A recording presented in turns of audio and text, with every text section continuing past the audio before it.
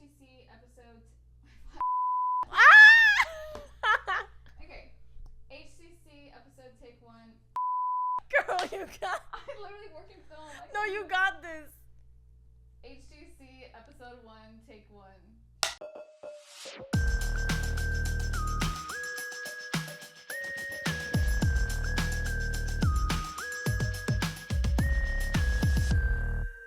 Hi guys. Oh my goodness. Welcome to Honeywell Cinema Club.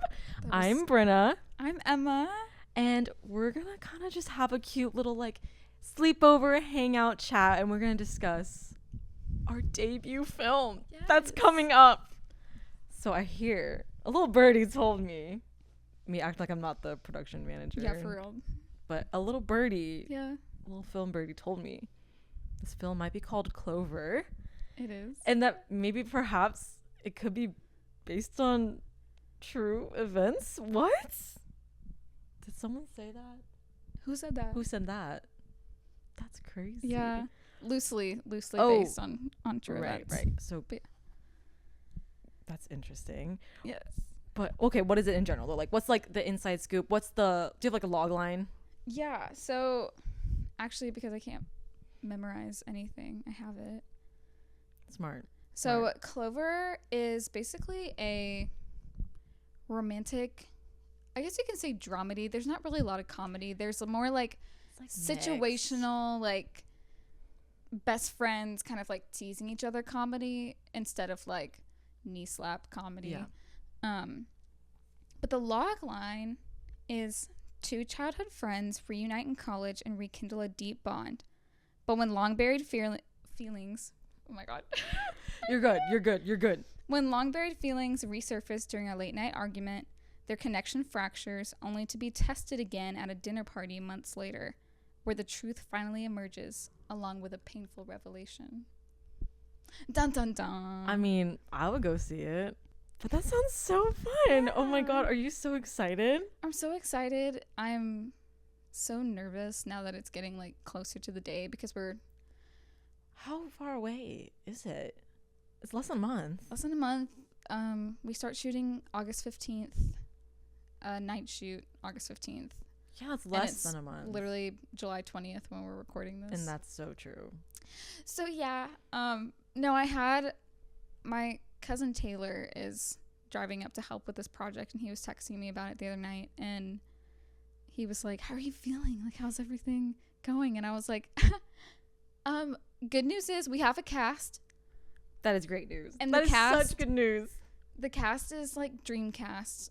My two main characters, Daisy and Charlie, are being played by Noah and Claire, and they're just absolutely perfect for this. Phenomenal. Everything that I could have imagined for this, and I'm so lucky for that. But then we're having some location hurdles and right. Yep, been there. Mm-hmm. And that's really where the fundraising is coming in, yeah, crossing our fingers on that. But I've been very lucky to we put out these little posts for casting and for crew, not really expecting a whole lot. I was really more expecting international network people I already knew to have recommendations or something. And we had 70 people audition and send in audition tapes. That's so many. From everywhere.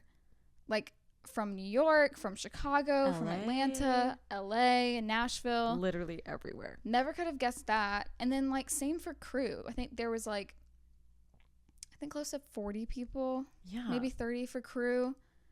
And we're only looking for 10 people.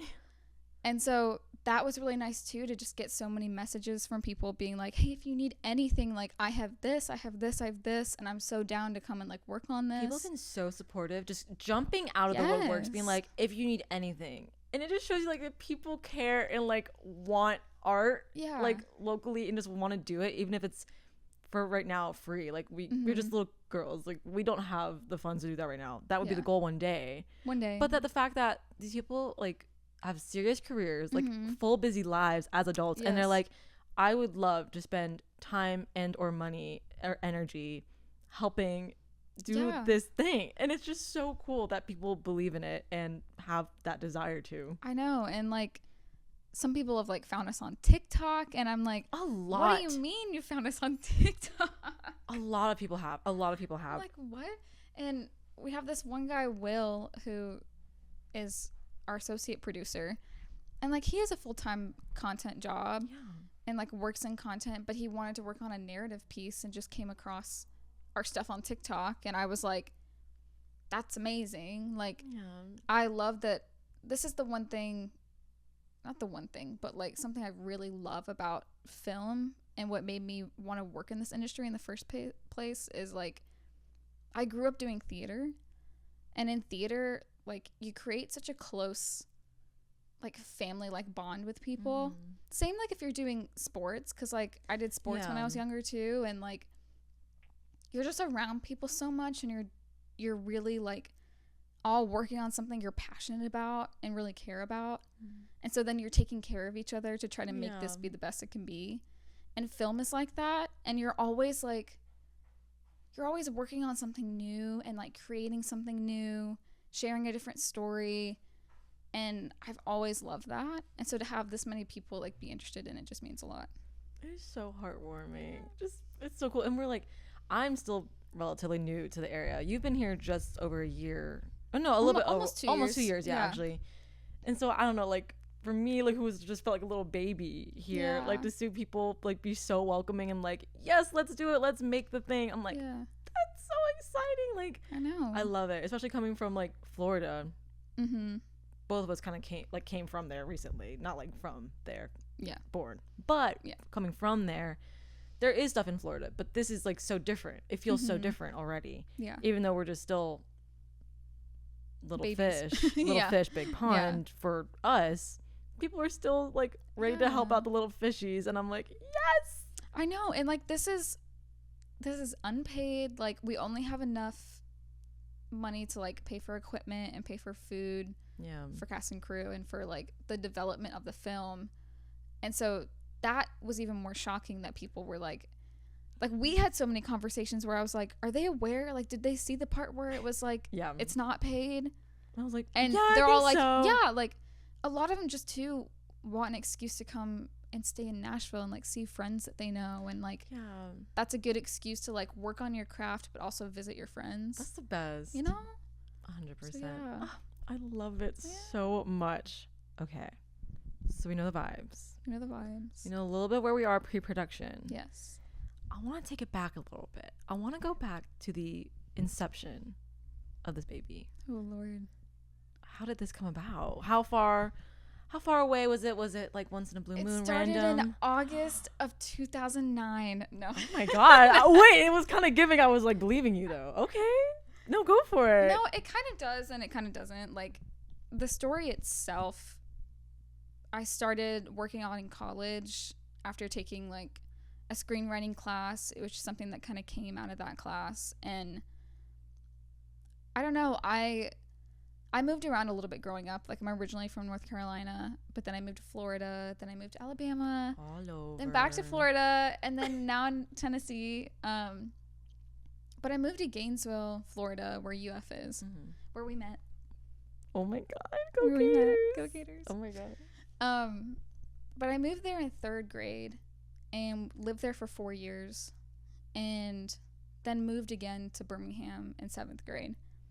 And I feel like throughout these moves, like there have been a lot of positives from growing up and like moving locations, because like I've been able to meet so many people. Like some of my best friends, like I never would have met had I not moved. And like I never would have experienced certain things, good or bad, had I not moved. Like the reason I got into theater was because like that was kind of a safe place for me to go to. Same with sports, like when I was switching schools, because it was like, oh, you kind of already have this built-in community that's like waiting for you, and it makes it a lot easier to like meet people and like have friends. Yeah. And I've always been someone who's been very independent and like really kind of lives in her own world. Like yes, I really am always just like having all these fantasies and what ifs and thinking about the past and future and like doing anything but staying present. Right. And right. Is that healthy? Probably not. But we're doing it. But that also is what made me want to do anything involving storytelling, because I've been doing that since I was a kid. Yeah. You know, like whether it was like English class, free write, or taking a film studies class. English class, free write was my like bread and butter. Life-changing. I remember such specific memories, actually. Yes. We might have to like make a whole episode of like those kind of little moments throughout life, because so many come to mind, but that's such a integral part, I feel like, of so many storytellers.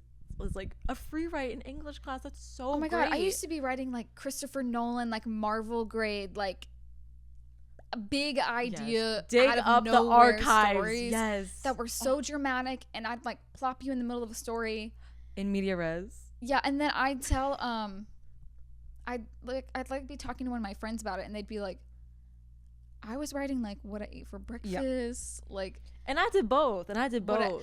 Were good. Yeah. You gotta have that mix. But sometimes I was like, where is the pen and where is the paper? We're going to down. Like, I'm gonna write like an Oscar-worthy story right now. I'm already planning that episode in the future. Yes, but anyway, kind of off track. But I remember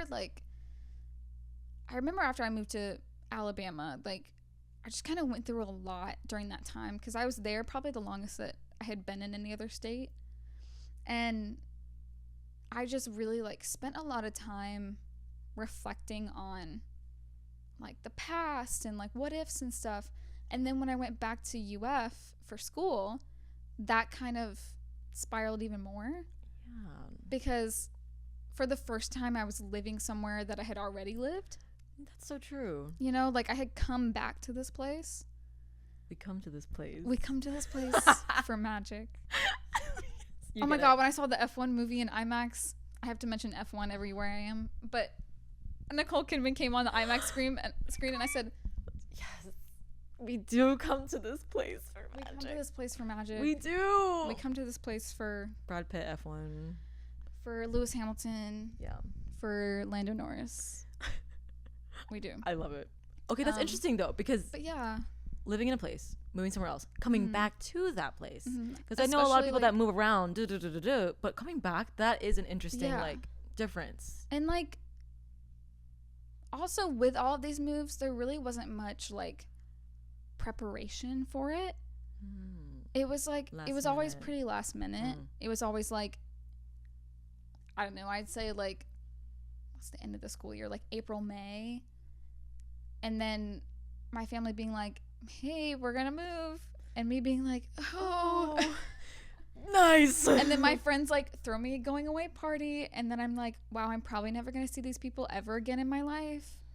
And like that's kind of hard for like anyone to process, but like doing that at like 11 years old, like when you're developing, and like emotions are so high, everything feels like the end of the world and the start of the world. Yes. And like no hard feelings towards my parents, like they did what they had to do. Respect. But and I was also very lucky, like my dad was my school principal when I was a kid, which is like filled with, there's so many layers. There's a lot of stories to that side, but the good thing was like I was always at school before everyone else, and I was there last person at the school. I was there in summertime, like I was always there, so I always felt comfortable being at school. And I always like was able to meet my teachers before school started. Like I never felt like other kids I had met who had moved and were coming into school and had like no one and no familiarity.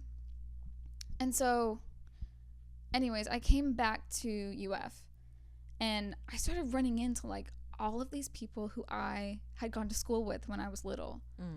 And it was just like, the more I ran into these people, and all of it was good conversations, but it was like the more I saw these people, the more I was like, wow, isn't it crazy that like I only knew you guys for 4 years, but like I have so many memories and so many like impactful experiences with you people that's like, I don't know, it's always stuck with me, but I didn't realize how much it probably affected me till now, till I'm like talking about it. And hi, Boone. Speak your truth, King.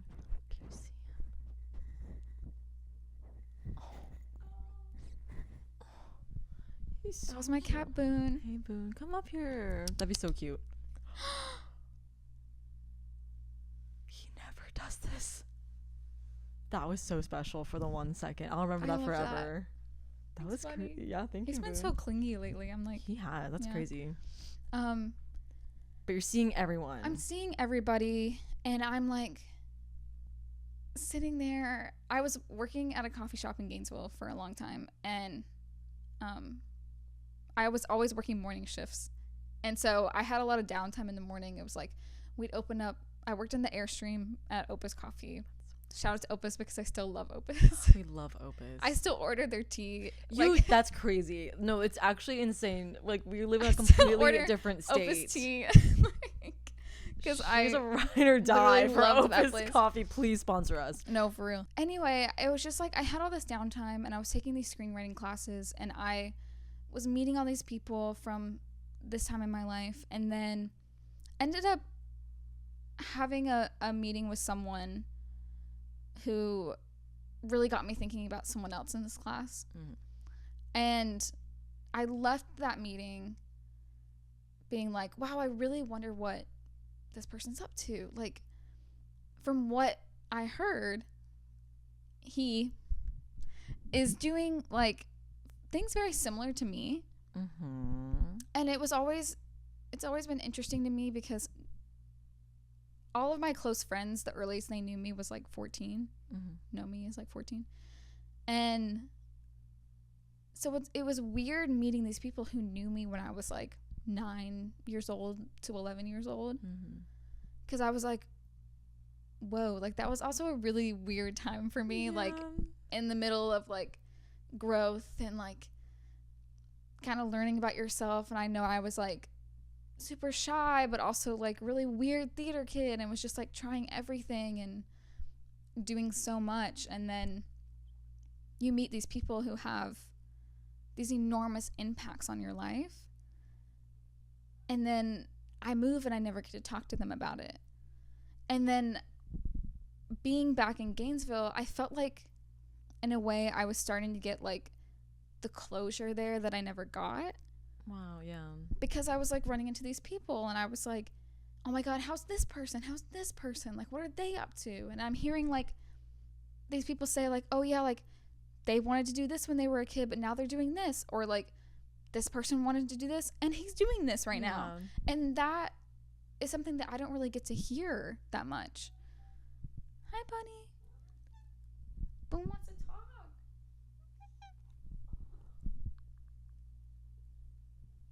Oh my God, he's gonna start making biscuits.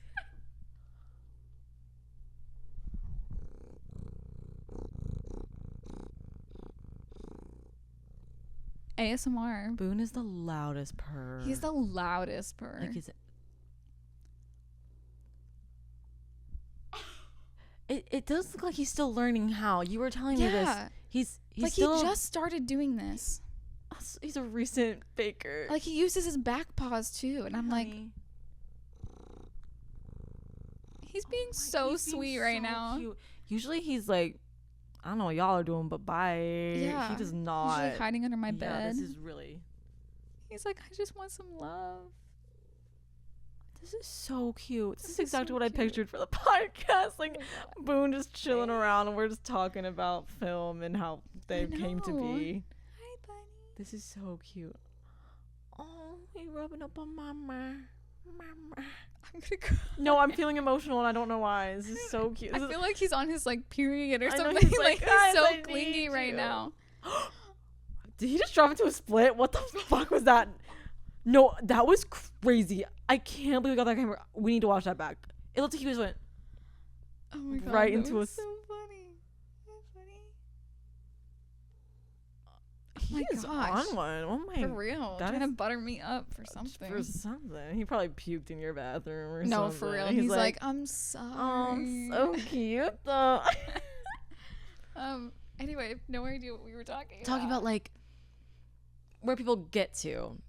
Like you don't get to see those people and like where their dreams came to be. Yeah. But you're hearing that now.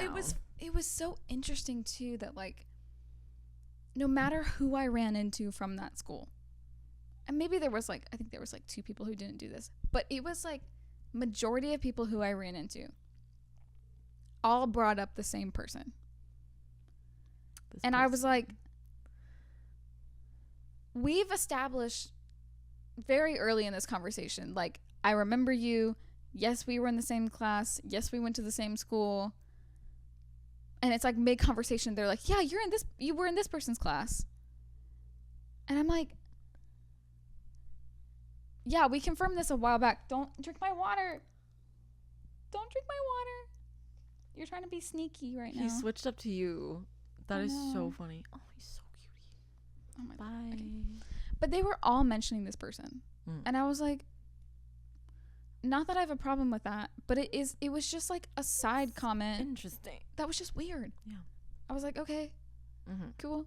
So this person was like on my mind a lot.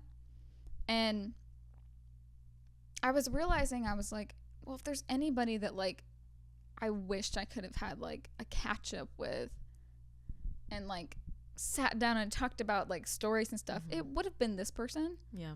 Because this person happened to have been my childhood crush, which is not the point. Like this whole story is not about him. It's about me and about these what ifs and about certain experiences that I had that involved him. Right. But it's not like my love letter to my childhood crush. Right. You know? Right. And I think that's something that I need to like be clear about. Especially putting all of this on the internet. Right. But anyway, so like I went through school with this person and I just always thought they were like such a genuine, kind person. And when you're a kid, that means a lot. Yeah. Especially like me being principal's daughter, I kind of had people who didn't like me or like didn't really want to be friends with me. And like there's a lot of tea there that we're going to get into, but for the most part, I just always kind of kept to myself because it was just like easier and safer. Yeah. And then I'd like hang out with my friends on the weekend or like after school.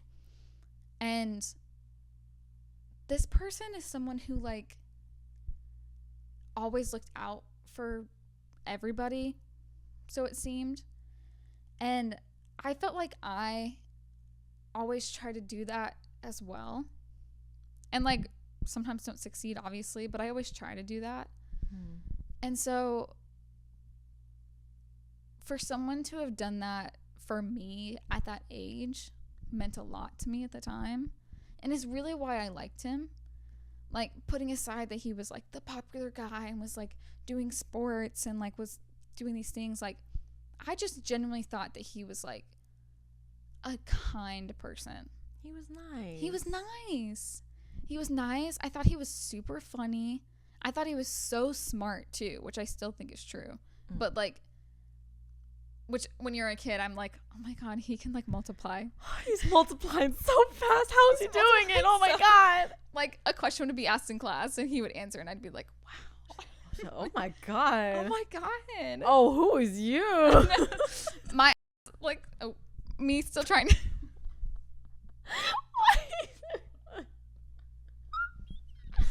Oh my God. No, the multiplication time tables yeah, really can get some they really people. do. They really do. But I don't know, I remember specifically there was this one day I was having a really bad day and there was just people being mean to me, and I remember it was like the end of recess and I was just like sitting by myself because I was like done with trying to like interact that day. Right. And I remember I was sitting on the steps of like the basketball court outside and he came up to me and asked me if I wanted to play basketball with his friends. And then I think recess like ended and we went inside, but like it wasn't like he was coming up to me and he was like, hey, what's wrong? Like what's going on? It was never that, but I also didn't need that. No. I didn't like want to talk about that. And you don't do that when you're kids, really. Yeah. Like you talk about things with your best friend, but you don't like to the masses. You don't have those conversations. But it was like whether he knew that I was having a bad day or not, he still saw me sitting by myself and like went over and asked me if I wanted to play, and that meant so much to me. That is literally the kindest thing. Like a lot of like kids wouldn't do that, but also like a lot of like boys, like I know don't do that. They like really would not have been the one to do that. Like a girl maybe rarely, but like that is so rare. I feel like, at least in my like childhood experience, like I can't believe he asked that. Like especially with his friends, it wasn't like, hey, you good? It was like, hey, do you want to play my friends? Like I cannot imagine any of my like childhood like guy friends doing that at all. And they were still nice people, but like this is like a different kind of kindness that he's showing, which is just so sweet. And like that was why I liked him. It wasn't like all these other things that girls would talk about, not to be like a pick me, but like but I did like him different than the others. I was just better. I liked him better than they did. Okay, I was different. No. But anyway, I say that because a lot of this story kind of came from me realizing like you never get to tell people the impact they had on your life. Yeah. Like you, especially me leaving, like had we gone through like middle school, maybe high school together, then like gone our separate ways in college, I probably would have been like, yeah, like I know you probably weren't thinking about this when you did it, but like it meant a lot to me. Yeah. Because you always talk about the people who hurt you with your friends, with your therapist or whatever, but you never really talk about the people who like made your day better. And I've always been curious. I'm like, did I ever do anything for anybody? Like, am I a memorable person or like not really? And so I think knowing those things, I don't know, I think more people deserve to know those things about themselves. I love that. That's so nice. Like, no, yeah, not just saying like, oh, like be nice, like have a nice day, like not having that as your goal, but being like, how can you tell someone thank you for like meaning a lot to me? Yeah. There was this middle school dance, like something Trigger out of warning. a movie. Trigger warning for me. Jump scare. And I remember the week before the dance, I broke my foot swinging on a tire swing. Right. In a neighbor's backyard. It wasn't like a break across my foot, so I wasn't like in a cast. Mm-hmm. It was like up the side of my foot. So I was in a boot. Right. I was in a boot in 6th grade with neon green braces, and I was the principal's daughter. Yes. Not a very good combo. But you also already at this point had some ops out to get you. I'm not gonna lie. Also at this point had some ops. Like literally John Wick level assassins like gunning for her. Like it's actually diabolical when she tells me these stories. I'm like, oh my god, it's John Wick. Oh my god, it's John Wick stuff. No, literally, like, and I'm sure you'll hear a little bit of that, but it's actually insanely evil what these people did. I already had some people who just didn't like me and kind of made it a thing. Made it obvious. And I remember I was like, I don't know if I'm gonna go to the dance. Like, I want to, but like I'm gonna be on my foot all night. And then a friend ended up needing somewhere to like spend the night to go to the dance, and my parents offered, as parents do. Amazing. And so we went together, and so I had to go. And I remember there's a picture, unfortunately, but I'm like, I was super small in middle school too. Like I hit puberty really late, so like you were really tiny. I was a short girl. I was so super small. thin, super tiny, in braces, had on this god awful headband with like a bow on it. It was iconic. This like neon yellow polka dot dress that like was a hand-me-down from my cousin. It was low-key even like Effie trinket, like and craziness. You know what? In 2012, she ate. It was a serve. No, she ate down. Justice realness. Justice core. Justice couture. And I remember like week before the dance, I'm in this boot. These girls, mainly one girl, but there was this girl who hated me this year, and I had never interacted with her. Literally, like maybe had like conversations in the hallway, not even that. Like I really more knew her friends than her. Out of nowhere this year in 6th grade, she starts like hating me. Like my first ever Instagram post ever, she was like first hate comment. Like the first hater is crazy. I had my first Instagram post up for like T-minus 10 minutes. And like, she's on there going, you're not doing that right. And I'm like, thank you for the advice. You know what I did too? Delete. And I said gone. bye. And that's gone from the public. Yeah. No more of that. I remember one of my friends had commented back and was like, girl, what? Or something. I don't remember what he said, but I remember him commenting, defending me, and I was like, boom, boom. I was like, bye. That's so sweet, though. But I remember them coming up to me, this girl coming up to me at recess and being like, you know, you really shouldn't come to the dance this week. Like, no one's going to want to dance with you. No one's going to want to dance with you in a boot. Like, you should just stay home and save everyone the embarrassment. It literally fills my soul. She was with, a like, year darkness. older than me too. I was like, what is your issue with me? I still don't know today. I have some theories. I have theories too. I have some theories. But those are off-camera theories. Those are off-camera theories, big time.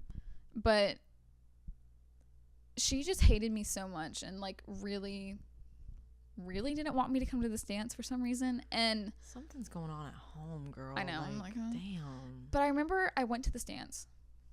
And it's important that I said that part because my mentality going into that dance was already like nerve-wracking. Yeah. I was already like, well, I'm kind of like, am I going to be embarrassing? Like, no one's going to want to dance with me. Like, I didn't get asked to the dance. Like, I'm here to have a good time with my friends, but like, is it embarrassing that I'm here in a boot? Like, that's kind of going on. Yeah. And so then the dance is going really well. I'm like dancing around with my friends. One of my friends, like, who I went to the dance with, runs off after this boy, blah, blah, blah, 6th grade stuff. And then a slow song comes on. And, oh my God, even Boone looked at me. He said, huh?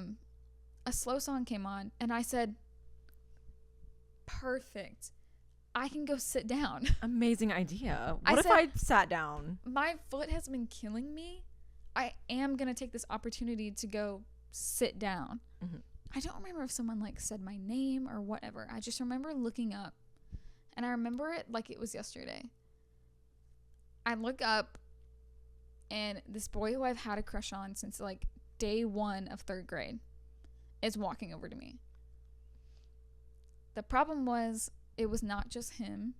It was him and like every other boy in our class walking behind him. And maybe not like every other boy, but it was like a chunk. It was a lot of the boys were there. The boys were there. It wasn't just him. No. And so I'm like, small girl, boot on her foot, principal's daughter, sat alone in like a corner. And like all these boys are walking up to me, and I'm like feeling on edge. And I'm like, what is going to happen right now? And he walks up to me, and I remember he asked me if I wanted to slow dance with him.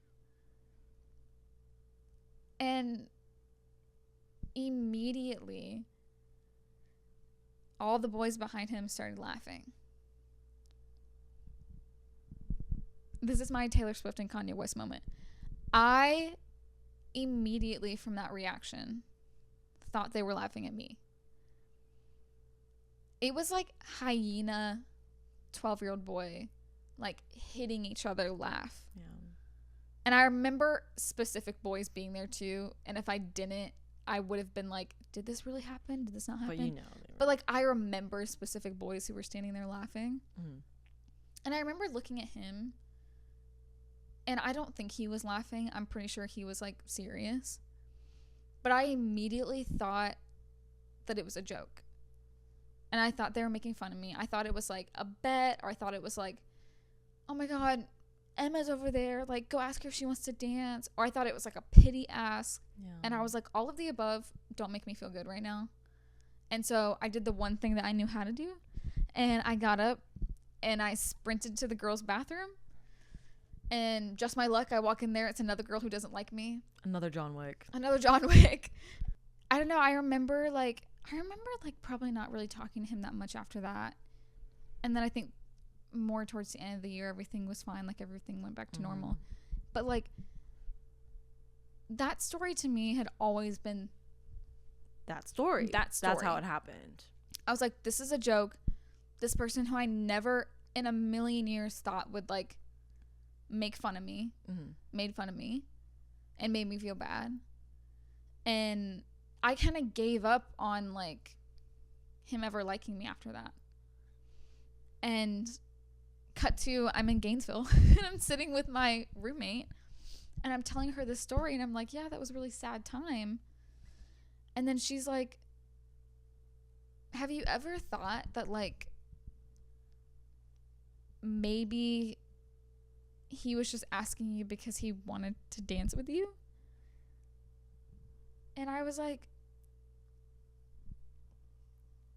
what do you mean? Dude. And she was like, no, because like you're in 6th grade. Anytime a boy likes someone, like they're gonna get made fun of. Like the boys are gonna be laughing. Like he probably was trying to like, he was probably like, yeah, I want to go ask her to dance. And they were like, oh, we're gonna come watch. Like, yeah, let's go watch him. Yeah. And then he did, and they were laughing at him. It really makes my heart like crunch every time you tell this story. But I had never thought about that. Not once. Not once. And I remember going to bed that night, and it was like it was like the glass shattered for me. And I was like, did this boy could have been like my first dance. Like my childhood crush could have been my first dance. And like I could have like left that town feeling good, feeling closure, grown up and been fine. And now I'm sitting here going, did I like make a mistake and read the room wrong? And I am someone who will like sit and think about things for ever and like will wonder if I made a mistake and like what my life would have been like had I done it differently. And not that this felt like a life-changing story, but it was just something that I had never thought of. And I was like, then I kind of felt bad because if he was being genuine, then I like bolted. And I'm like, I know that probably didn't feel good. Yeah. Because it probably felt like I rejected him. Yeah. And I was like, ooh, that was the last thing that I wanted. So anyway, there's that little story. So now it's like, not only are you left without this closure to the story, knowing what actually he thought, like his perspective. Yeah. Now you're thinking that he might not even have closure to it, and if you like left. Yeah, him. and what's so funny is after I had that talk, it was like other memories started coming back. Also, me just being in Gainesville, it was like me passing that school and like remembering things, or like passing someone on campus at UF who was in our class, and me being like, oh yeah, like I remember doing this with the three of us, or like whatever. And I don't know, it just felt like at the time, it felt like there were a lot of people like making me think about him in this time. Yeah. And I was like, and I'm one who like, I will see a sign, take a sign, you know? Yes. Like, yes. I kind of believe in like a lot of like spiritual influences and, you know, just intuition and everything. But this was something that I was really trying to like shove out of my system.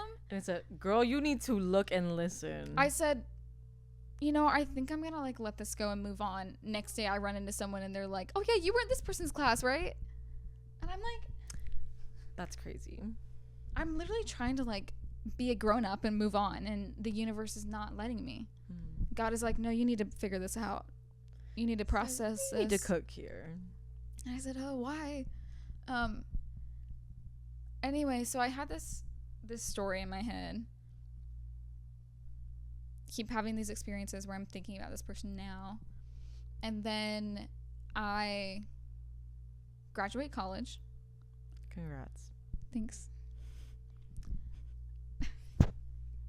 Go Gators. Go Gators. Go Gators. All of this to say, that conversation happened. Plans changed. I got a job, moved to Nashville, working in film, and had been here for like a while, and had a dream one night. This dream had said person we've been talking about. Mm-hmm.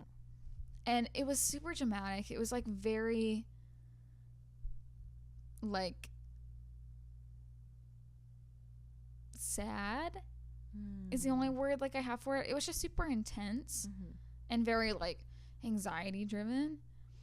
And in the dream, I had never left Gainesville when I was a kid. And me and this person were like this. Like we were like best friends. And there was like this miscommunication in the dream. It was like he thought that I had said something like really mean about his girlfriend in the dream. Mm-hmm. And he ends up like storming away from me, basically like ending the friendship. I'm having like a mental breakdown. I'm like sobbing, hyperventilating, having like a Belly and Jeremiah moment. Right. Like I would never do that to you. And I said something in a dream. Might gatekeep for the film. You'll have to watch to find out. You have to watch the film to find out. But I ended up waking up right after this like dramatic thing happened, and it really like took me out that entire day. It stuck with you. Thank God it was the weekend. Yeah. Could not have shown up to work. No, because I remember like waking up, and it was that kind of like that sleep that you wake up from and you just feel like heavy when you wake up. And I'm like, I don't feel refreshed. I don't feel like I slept at all. Even though I did. Like, I don't think I woke up once that night. But it was like, I stayed in my pajamas all day. I watched like rom-coms all day. Appropriate response. And like, typically if I'm having like a really hard time with something, I'll kind of write about it. Whether that's like in my journal, or it's like writing it out as a scene, or writing a poem or whatever. Like, I've always done that. And so I remember I sat down and I pulled out my laptop and I just wrote that dream out as a script. And then cut to like a few months later, Brenda moves to town. Hey. And I'm telling her about all these film ideas and like story ideas that I have. And we talk about this dance story. And there was a film idea I'd had for that it was like going to be based around this dance, and like about these two people who like grew up together. This dance thing happened, they never talked about it, and then they're like adults and talk about it and find out that like they've had two very different POVs of that night, which has then been like a domino effect for everything else in their life. But then that was like, there were a lot of plot holes in that, and I didn't really know what the purpose was in that. And then I told you about this dream, and there really wasn't enough like info there. I was trying to come up with a story to like fill in. I was like, ooh, maybe he's like engaged, and then like they've been best friends, and like was trying to like come up with something. And then really just this like past February, I was like, oh, what if I take these two ideas and like put them together? And so I kind of like flipped a few things. Like, instead of like the main girl character running after him, it's like him running after her. And that really helped the story. It did. It helped the story a lot. But after I did that, it was like this script I was working on just really came together really fast. It was the quickest turnaround time I think I've ever seen. It was insane. And for me, I take like 10 years on everything. That's crazy because I've yet to see that. Like, I tell, for real? Yes. That's so interesting. No, I'll tell somebody like, yeah, I think I'm going to do this. They won't see me do that thing for like 5 years. And then they're like, oh my God, you did say you wanted to do that. Oh my God, I remember that. Yeah. I'm like, it's just the motivation and like getting over the fear of success, which is like a whole other like podcast episode. That would be really good, yeah. It was just, this story ended up coming together, and I like basically had a finished script by April. And I was like, well, shoot, like I haven't gotten to this point with any of my scripts. Like it was done. I have a few floating around, but it's like either I can't figure out an ending, or like it's too long, or it's too short, or like the characters are like I'm not really feeling it. This was like sat down, wrote it, done. Yeah, I was like, we're ready whenever you are. And then we were like, are we gonna shoot Should this? we just like make this? Should we just like shoot this? What if we just did it? And so we're doing it?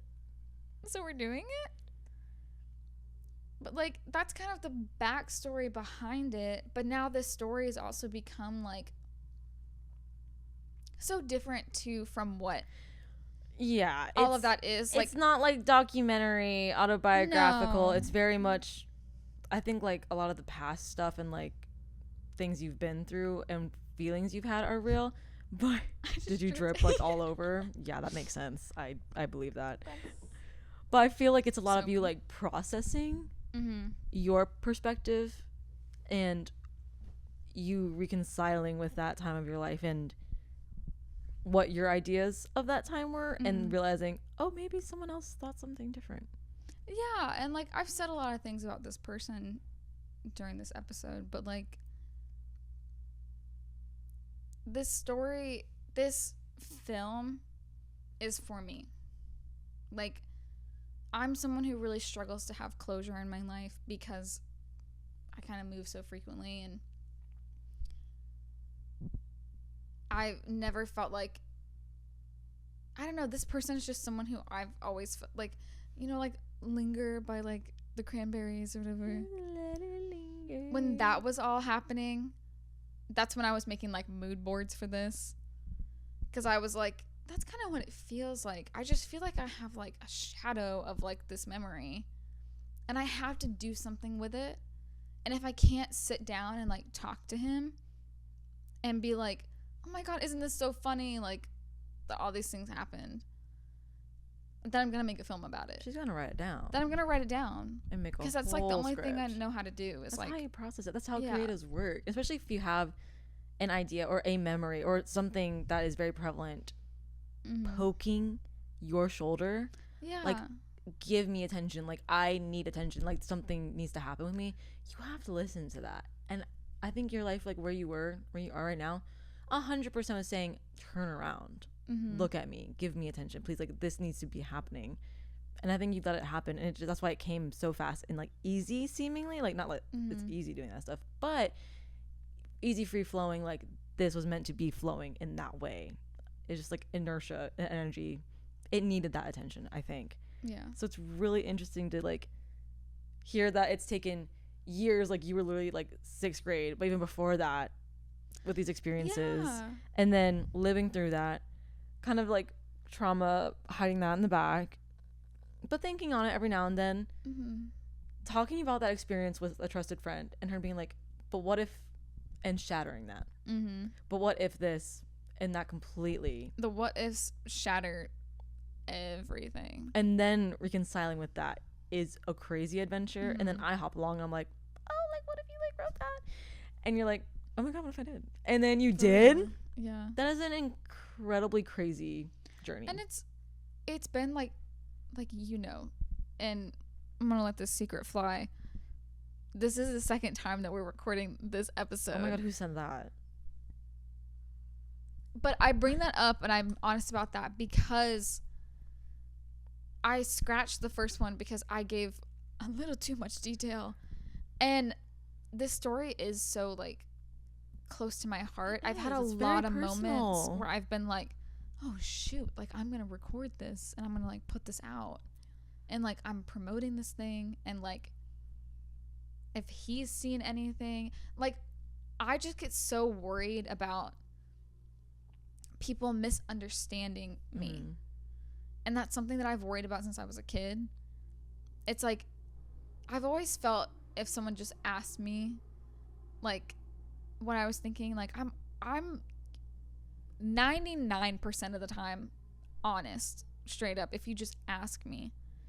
And so I'm always like, worried that someone just wouldn't ask and they're just gonna assume like oh, she's obsessed with me, or like this is so weird that she's doing this. And I'm like, if you would just like take a second and like sit in my shoes for a second. Like, this is what I do. Like, I have been a storyteller since I was a kid. This is something that I love to do. And this is also just a story that's like weighed on me for so long. And if this film is the only thing that happens as a result of this experience and these like stories that have happened to me, I see that as a win.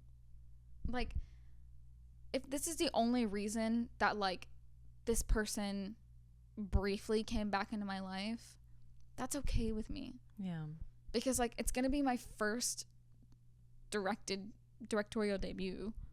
It's really a big moment. It's like, a big moment. And it's a personal project. It's not just a very like personal project. It's not like a class project where it's like, right, that it's like, you know, you chose to, this is like, I mean, bearing your soul, like, you know, when you're a kid, and like that is your innocence, your youth, and like so much of what you feel is so heightened, and you're like literally sharing that like so intimately. And it's like embarrassing and probably scary and cringy, but also it's like beautiful and really freaking cool and rad. Like, it's really cool of you to be doing this. It's rad. No, it really, like, in the most like serious way of that term, it's rad as hell. Yeah.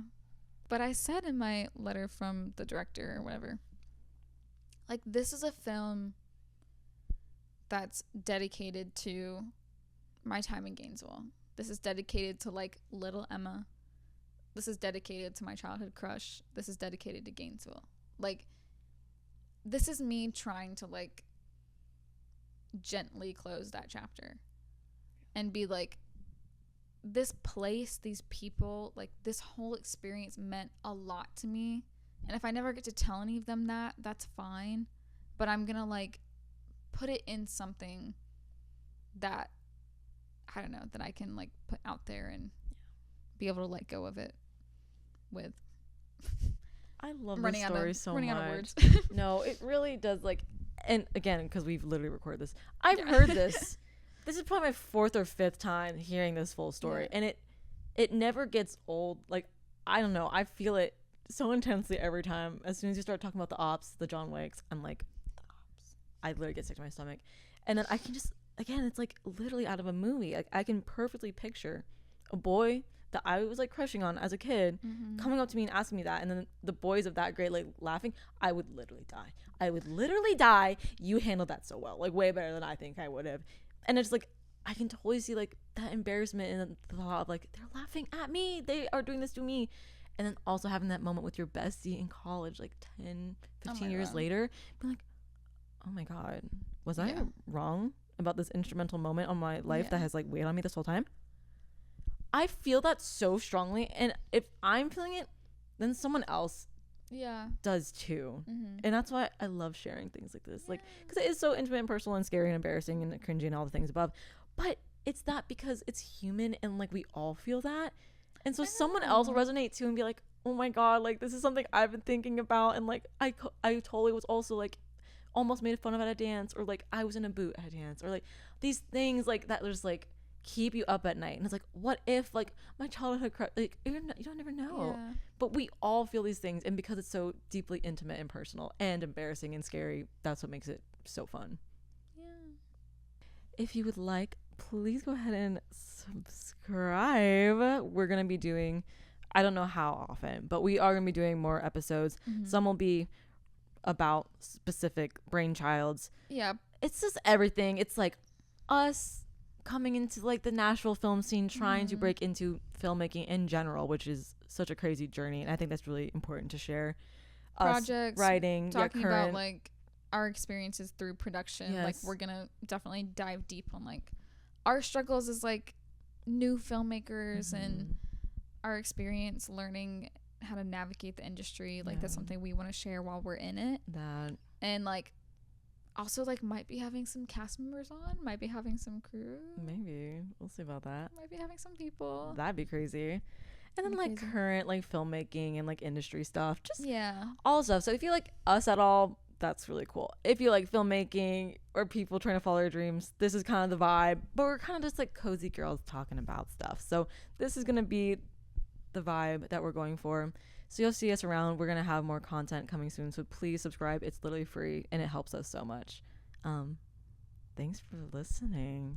Thank you for sharing. That was so much. Thanks. I really appreciate it. Like, seriously, thank you for the bottom. I'm going to be like sweating after this. No, but it's happening. We did it twice. So now this one's going out. So we did it twice. This is it. Like, you're done. Details or not. It's going to go out. It's sent out. Yeah. So thanks guys. Bye. Oh my God.